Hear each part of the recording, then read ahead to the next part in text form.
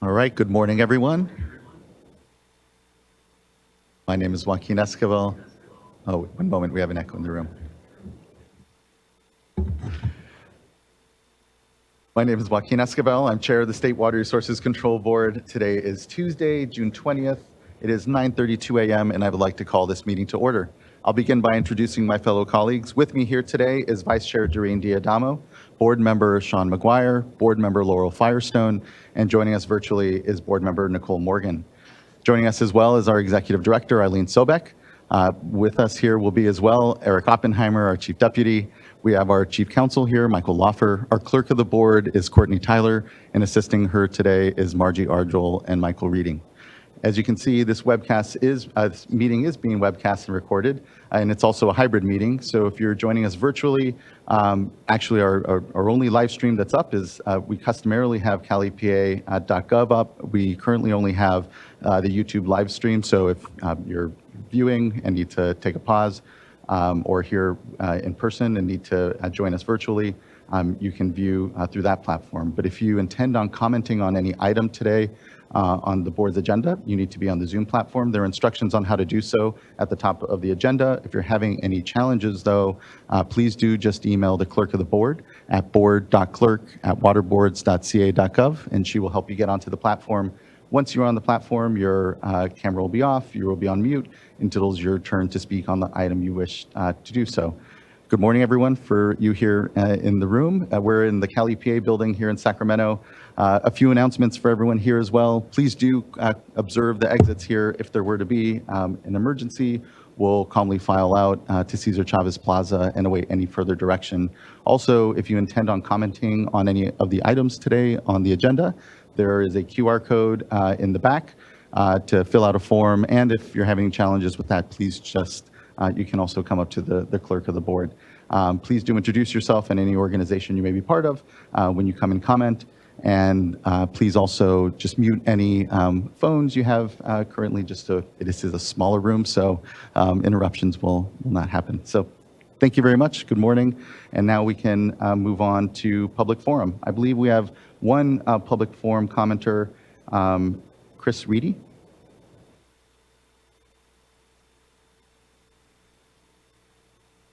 Good morning. And you may have to turn on the microphone there. At the base, there's a push. green light. There you go. My name is Christian Reedy, and I'm from Ukiah, California. I sent an email describing an area I live next to that's been polluted with wood chips. And then somehow, years later, after I made this first complaint and being told that sitting next to a creek isn't against the law, but in my miscommunication with the people, I guess, I thought I told them these things are going to go down the stream, but I didn't realize the stain was going to be left in the creek. And you'll see in the pictures that I provided in there where it stained the ground, killing everything. And then I cleaned it all up. But then in 2019, they managed to be CEQA exempt and build an entire patio area. And these people said that they're upgrading their patio, but I also I have a Google picture in 2018 that still shows nothing in it, but all this stuff is in it, diverting water toward the lower properties. I'm one of those people that live lower, but I have a wall that it's in the creek because the city of Ukiah has a drain that goes into it. But the downstream neighbors do not have this wall anymore, and it's all been eroded, and it's sitting at these eucalyptus trees, just ready to chew them up and come down. That's where the creek's going to head. And I just wanted to make this aware to people that, somebody should do something. And I can't. I've been trying. You can contact Fish and Game or Wildlife, and there are lots of emails that I've sent to them, and I have no action from them. They just say some of the things I don't even want to say here. And that was all I wanted to bring to your attention. All right? I thank you very much. I'll exit your meeting. No, I appreciate that, Mr. Reedy. Looking to the Vice Chair, I know she had some email correspondence with the Regional Water Quality Control Board. Yes, Mr. Reedy, first of all, thank you for giving us some advance notice that you were planning on appearing before us today. And so I am actually, we all split up the different regions throughout the state and were assigned as liaison, state board members liaison to regional water boards. And so I'm actually the liaison for the North Coast region. And when I saw the packet and that you were planning on appearing, I contacted the executive officer, Valerie Quinto. And so she did follow up with her staff, Gil Falcone. It sounds like you've met with him on site. Yes, and then because of some additional information that you provided, they've indicated that they plan on sending staff out on site. So they will be, and that they will be following up with you directly. So thank you so much for bringing this to our attention. We appreciate it. I appreciate you. Thank you very much. Yep, thank you, Mr. Reedy. Appreciate your time. Okay, with that, I believe, okay, we do have two more folks for public forum. And so, here, let me read. All right, I think, yeah, next is Vivian Fuentebella Sanchez. That's me. Hello, good morning. Hi, good morning. My name is Vivian Fuentebella Sanchez, and I would like to talk about the recent changes in the SCAP program, also known as the Site Cleanup Account Program, that has affected our site. So I'm going to do a brief history about us. My mother and I have a property at 1155 El Camino Real in South San Francisco that was fortunate to receive the SCAP funding on March 2020. However, recently, last May 5th of this year, we received a letter saying that our site is no longer in the fundable list due to the recent changes in the SCAP program. Therefore, funding to clean up our site has stopped. A brief history is my parents got this property in March 1994, not knowing the prior use of the property. It was a vacant building. Later, my parents found out it had been used as a dry cleaner a number of years before they purchased it. And we also learned later that 24 dry cleaning machines were used in this site that leaked and apparently contaminated wells used by the San Francisco and South San Francisco areas for drinking water. The affected wells have since been closed. The property houses a restaurant right now that specializes in Filipino cuisine that my mother and I, a women-owned company, operate as well. And this South San Francisco restaurant also services another of our smaller branch in neighboring Daly City, which is a few miles away.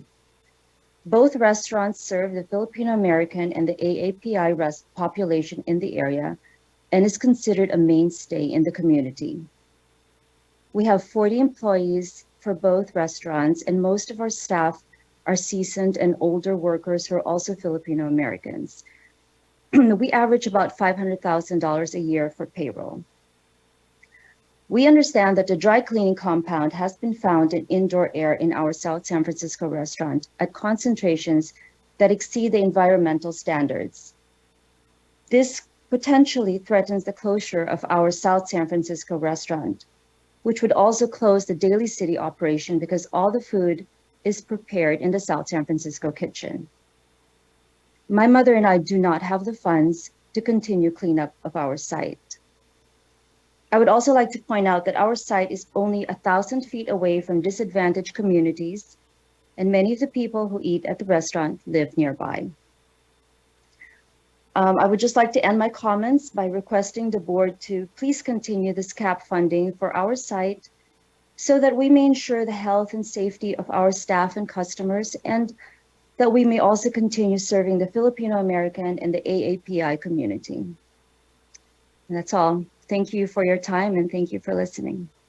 Thank you, Ms. Fuentebella Sanchez. I appreciate your comments here today. Do know that there is a formal process that you can go through to appeal to the Director, Division of Financial Assistance around that determination. We made sure that we allowed for a process for folks to be able to appeal, provide additional information. So while we appreciate your public comment here, do know that you should follow up more officially for consideration there. So really appreciate your participation this morning, though. Thank you.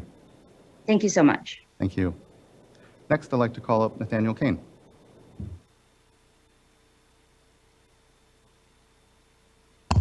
Good morning, Chair Esquivel, members of the board. My name is Nathaniel Kane. I'm here for the Karuk Tribe, Environmental Law Foundation, the Pacific Coast Federation of Fishermen's Associations, and the Institute for Fisheries Resources. And we were just incredibly excited yesterday to receive a notice from the state board setting our petition for a permanent flow regulation in the Scott River for hearing on August 15th. We hope to provide substantive comments by July 20th, the commenting deadline, and to work in any way we can to build momentum towards that hearing in August. We all know it's time to act on Scott River flows, and we just couldn't be happier that the state board is moving forward with this petition. So I just want to say thank you, and we look forward to working more on this in the future. Thank you, Mr. Kane. Appreciate your time and comments this morning and the work. And I know still yet a lot of work when it comes to the project, so thank you. Okay, I believe that wraps up public forum, and appreciate everyone's time this morning for addressing the board on, again, anything not scheduled here before the board. And that brings us now into our board business, and the first order of business is consideration of adoption of the May 16th, 17th board meeting minutes. Oh, June 6th, apologize. My script is off. June 6th, 7th board meeting minutes. Are there any changes to the board meeting minutes? Then we'll entertain a motion. And Chair Esquivel, I'll just note, I plan on voting on this, but that I was not present on the first day, on June 6th, Thank you. which I understand I'm still able to vote on, even though I wasn't present. I'll move for adoption. I'll second. Thank you. Ms. Tyler, can you please call a roll call vote? Board Member Firestone, Aye. Board Member McGuire, Aye. Board Member Morgan, Aye. Vice Chair Diadamo, Aye. Chair Esquivel. Aye. Thank you. Thank you as well. The board meeting minutes from the June 6th, 7th board meeting are adopted. Thank you. Next, we'll go to our uncontested items. Ms. Tyler, are those still uncontested? Okay. And any board members wishing to pull them off or otherwise? And just acknowledge the incredible amount of work coming out of the Division of Financial Assistance, and just thank and acknowledge the good work that has gone on to these two items. But if 2 and 3 don't have any further discussion, we can take them up. I'll move to adopt uncontested items 2 and 3. Second? Thank you. Ms. Tyler, can you please call the roll call vote? Board Member McGuire, Aye. Vice Chair Diadamo, Aye. Board Member Firestone, Aye. Board Member Morgan, Aye. Chair Esquivel. Aye. Thank you. Thank you as well. That now brings us to our informational items. And our first informational item here is our current hydrologic conditions and response update.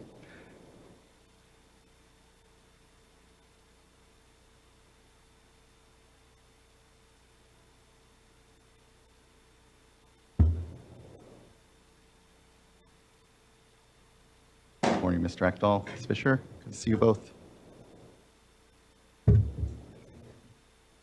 Board members, hopefully you can hear me now. Okay, the light is on. My name's Laura Fisher. I'm the Assistant Director of the Office of Research Planning and Performance. I'm here to fill in for James Knockbauer today for the hydrological report. As you can see to my right here, I've got Eric Ekdahl, who will be updating us on the Scott and Shasta River watershed, and also an update regarding the Division of Drinking Water, a public workshop that's coming up. Following Eric, we also have a guest speaker from the Department of Water Resources to update us on flood conditions and flood operations. With that, I'll kick it over to Eric. Great. If we can go to the next slide, please. So again, a quick just overview. We'll do a really quick overview of the Scott Shasta coming out of the June 6th meeting. There was a request to continue to provide the flows and kind of where we are relative to the in-stream flow standards for the next couple of weeks going into the August 15th hearing, and then a quick update on drinking water, and then we'll turn it over to DWR. Next slide, please. Again, really quickly, flows in the Scott River are still significantly above the in-stream flow target. I think the flows as of last Friday were in the 600-ish cubic feet per second range. The in-stream flow target at this time of the year, I think, is under 200. I normally go off of the graphic, but there's the inset, so I can't actually see where the in-stream flow target is, but we're still well above it. Next slide, please. In the Shasta River, you can see some more significant fluctuations in the Shasta. The in-stream flow target right now is about 50 CFS. Flows have been fluctuating, over 150 CFS to down right near the actual in-stream flow target. And based upon staff analysis, it does relate to some pretty significant diversions in the watershed. So you can actually see fluctuations of nearly 100 CFS just based on who's turning on and off their diversions at this time. The Water Master is continuing to work very closely with everyone in the watershed to help make sure that flows don't dip below that in-stream flow target. Next slide, please.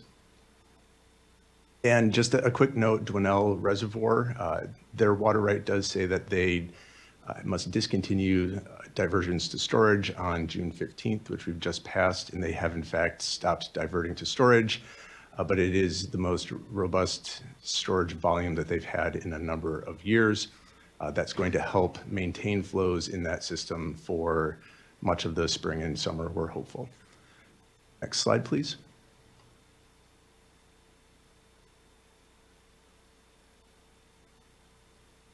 As a quick note, we did yesterday issue a notice for a public hearing on the petition we received from the Karuk Environmental Law Foundation and a couple of others. That announcement went out yesterday at about 3 p.m.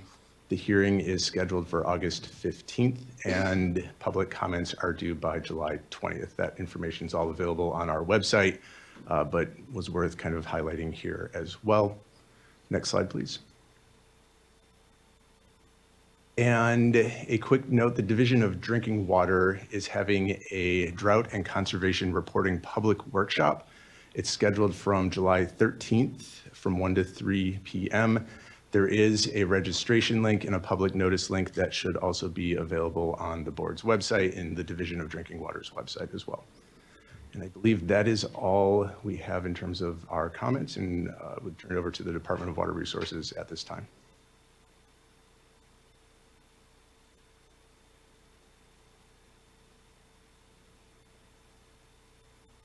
Many thanks. All right, Good morning. Good to have you with us, Mr. Hill. good morning, Chair Esquivel and board members. Yeah, happy to be here. My name is Jeremy Hill with the California Department of Water Resources. I'm a manager of the Hydrology and Flood Operations Branch. And I'll be going over a brief update on our flood conditions as well as our flood response out of the State Federal Flood Operations Center. All right, do you want me to drive the slides on my end?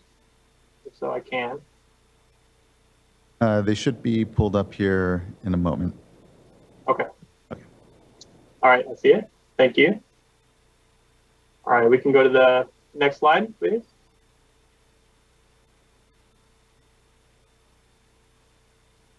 All right, so the State Federal Flood Operations Center is responsible for flood emergency preparedness and response statewide. We get our authority through many different ways, including the Water Code, as well as the Emergency Services Act. It gives us broad authority to respond to flood incidents and supporting and supplementing local response efforts that are, led primarily at the local level, but can be elevated to state support. Another important mechanism that we can tap into is Public Law 8499, which allows us to be the conduit to the federal government and the U.S. Army Corps of Engineers to get their assistance through that provision as well. Next slide, please. Back one, please. All right, so this map on the left depicts the series of atmospheric rivers that hit the West Coast and primarily California back in December through January of this year.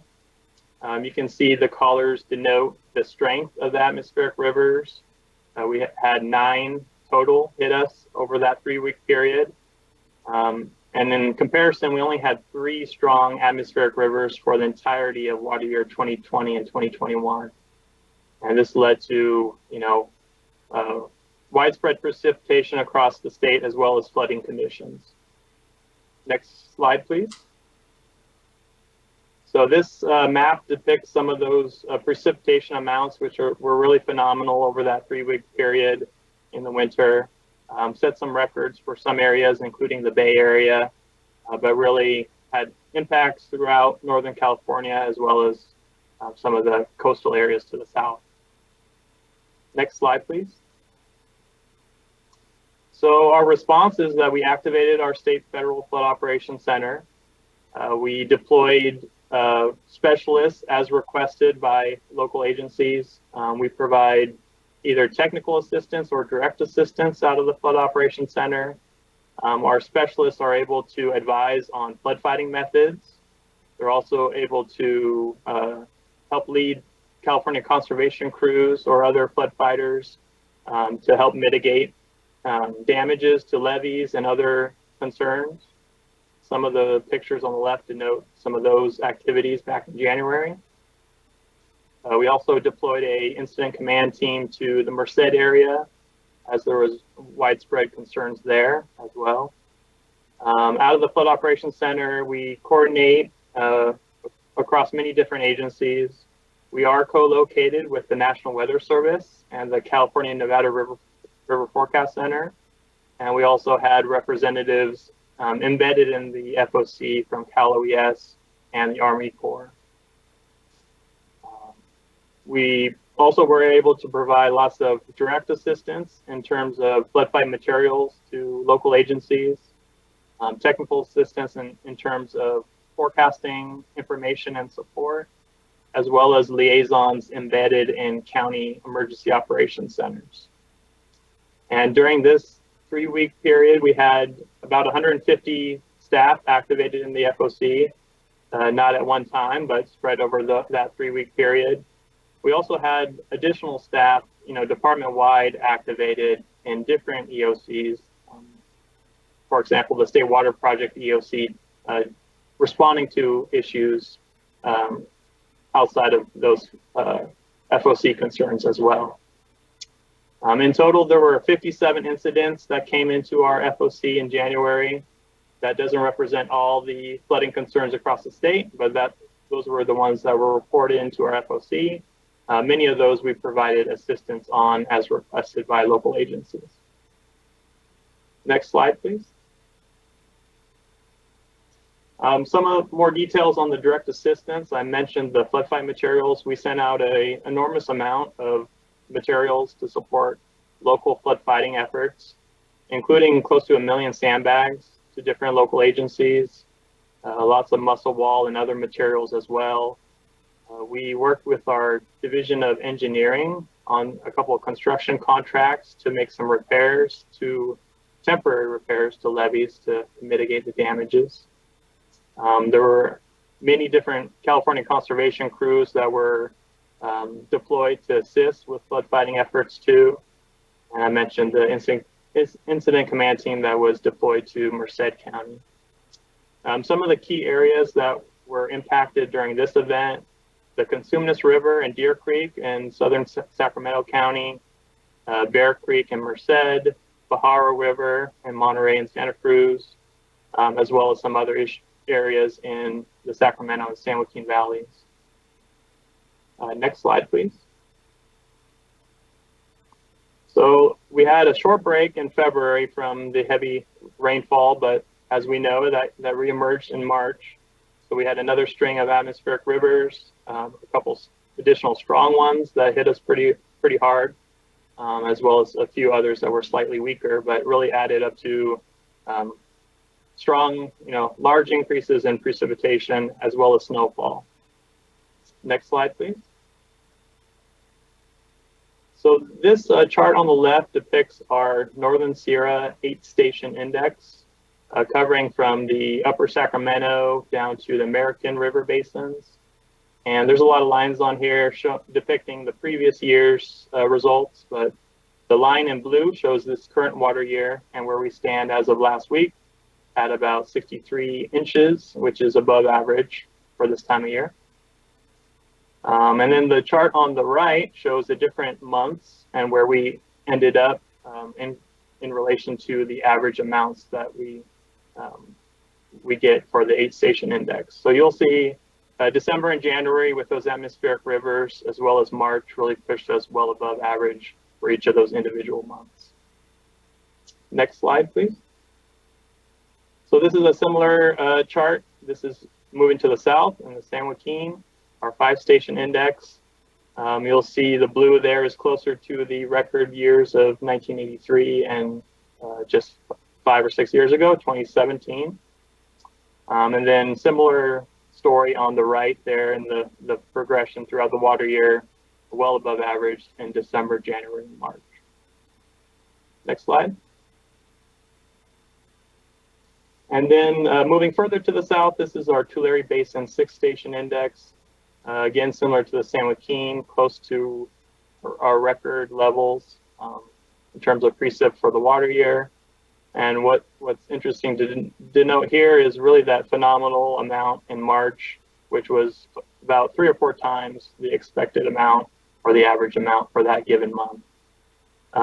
Another thing to note here, we had, of course, flooding conditions, which I'll talk about later on in my presentation, and a lot of concerns with the snowpack.